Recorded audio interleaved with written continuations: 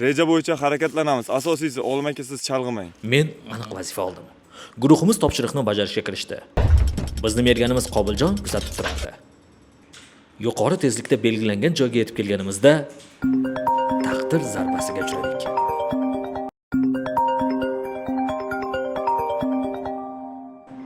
Menga kimdir telefon qilayotganini ko'rgan komandirim bunday vaziyatda ojizligini va men bu qo'ng'iroqqa javob berishim kerakligini aytdi. Men martlarcha telefonni ko'tardim. Ha? Bosh ko'tarishingiz qiyin. Qayerda yuribsiz? Uyda yuribmanmi senga? Ota-onalar majlisiga bormabsiz. Men sizga aytdim-ku boring deb. Esimdan chiqib qoldi. Kelyapti bir hafta. Darrov? 2 kun bo'ldi ketganlariga. Kelayotganingizda go'sht, sabzi, guruch, piyoz, kartoshka, sen meni bozorda deb o'ylayapsanmi?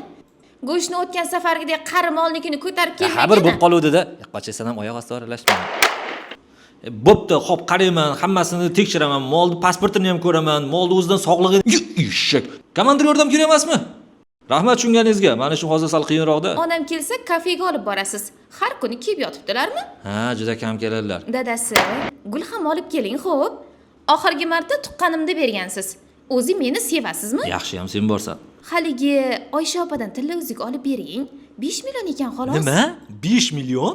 Buni narsa qilarmiz. Bo'lib berishga berar ekanmi? Bo'pti. Buncha shoshildingiz. Nima, biror joy yonib ketdimi? Qancha portlaydi? Portladi.